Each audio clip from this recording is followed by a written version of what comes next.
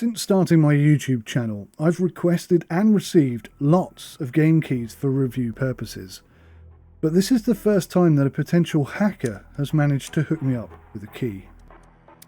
Hello and welcome, I'm SimUK, and it is my goal to provide to you the most honest, fact-based critical reviews on YouTube. If you find this review helpful, then please hit that like button, subscribe, and help to support the channel by donating via the links below. Thank you so much, and enjoy the review. In all honesty, I hadn't even heard of fights in tight spaces, or FITS as it's commonly known, before receiving this suspicious email offering me a downloadable version of the game. But so suspicious was this email that I actually decided to investigate the origin and legitimacy of the game and the email itself. I managed to locate and speak to one of the developers on Discord, and sure enough, they had not sent me an email. They thanked me for my due diligence, and I expressed my genuine interest in actually writing a review for their project. About a week later, I was actually offered a legitimate key, and if you're interested in either card games, turn-based games, or even just tactical-based combat, then FITS is definitely a game I think is well worth a look. It'll cost just under £20 on Steam at the moment, and it's still in early access, but unlike some early access game, it is fully functioning, completely bug-free, and a ready-to-play title. They are listening to the community feedback as well, and an example of that is that the replays after a fight were requested by the community and almost immediately implemented by the devs in time for the early access release. So, the game is simple enough. One man versus multiple foes. Your goal is to reach the end of level boss and defeat them. You achieve this by passing through multiple, progressively more challenging levels, where you are attacked by a variety of bad guys with vastly different abilities, traits, and fighting techniques. Quite often, they have weapons or special perks as well.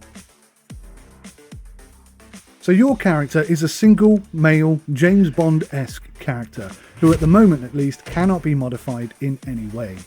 But the deck of cards that are available to him, and by proxy the combat and martial art moves that he can perform, can be tweaked, changed, and unlocked as you progress through the game. Each turn allows you to make a certain number of moves, restricted only by the cards dealt to you and their corresponding requirements. Knocking an enemy out cold removes them from the fight, as does kicking them outside of the fight arena. But be careful, because the exact same rules apply to you, and you only have one life.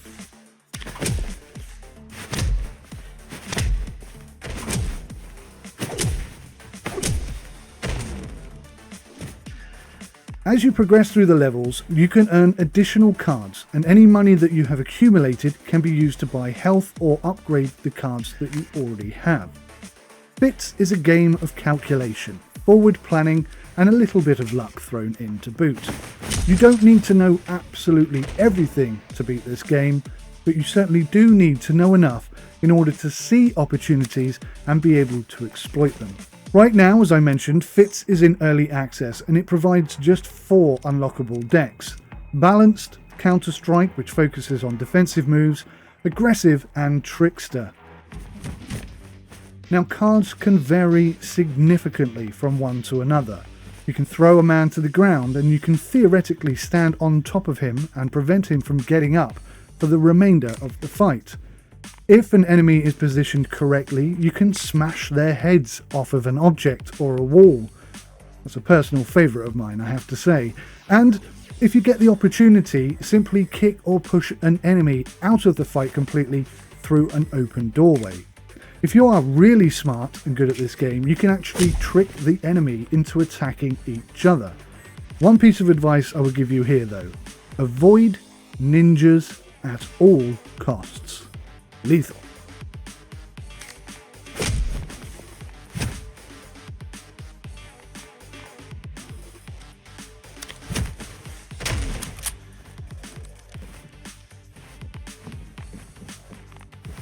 So before any fights start, on the screen you can see your current health limit and your current health status. This can be expanded at specific health stops along the way, but you have to spend money in order to do that. And you can see the current amount of money that you have just below that value. As you step into a fight, additional values then appear. Combos can be built up by combining moves together and are spent when you move without hitting the enemy. Below this you have your available physical moves in the hexagon. Now sometimes you can receive boosts for either or both of these, and that allows you to have more than the maximum. Below that you have your current deck, which shows you how many cards you have remaining, and each card will show you details relating to damage, prerequisites, and any end results you might experience. Holding down the Alt button or hovering over the enemies shows you their current stats. This includes a forced move at the end of the turn, which is indicated by a fist. This means that if you step out of the way and end your turn, then they will actually take that move or fire their gun, regardless of whether you're still stood there or not. This is how you trick them into attacking each other. It will also show you which turn they will currently take. This is amongst the enemies taking turns on their move. So first person to move, second person to move, etc. If you're really clever, you can set up a chain effect and get some incredible combos going on just by utilizing that bit of information. It'll also show you the amount of damage that they can inflict and their current overall health. Now some enemies also have additional defensive bonuses here. You need to inflict enough damage to reduce their defensive bonus before you can actually start to reduce their overall health. So do bear that in mind.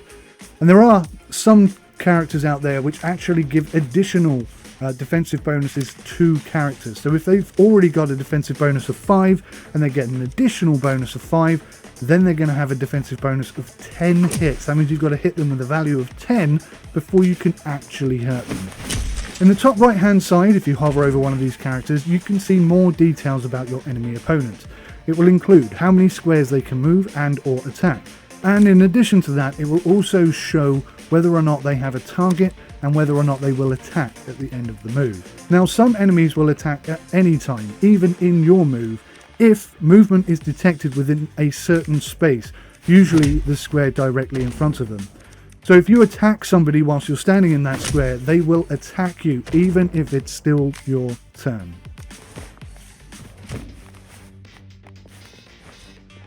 In some fights you will also be tasked with additional jobs or additional roles that you've got to fulfill.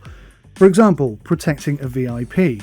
Now in a somewhat strange twist of fate, your kicks and punches cannot hurt the VIP, but the VIP cannot move. So in order to maneuver him out of the way so that he doesn't get hurt, you have to hit or kick him. But obviously you have to pick a card that physically moves your opponent. Not all cards do that. It gets very complex how these cards and how the enemy units all intertwine. You really do need to sit down and spend some time with it to get your head around it. And it's far too complex.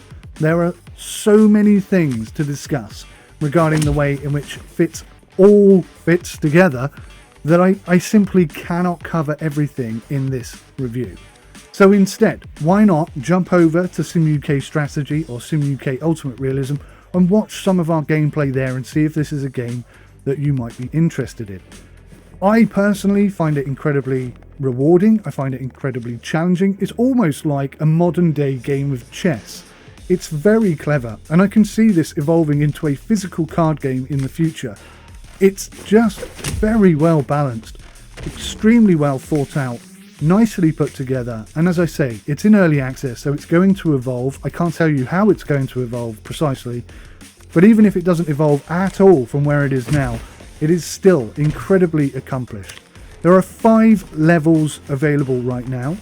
One of those levels is a tutorial that will teach you how to sort of play the game and understand what you're looking at.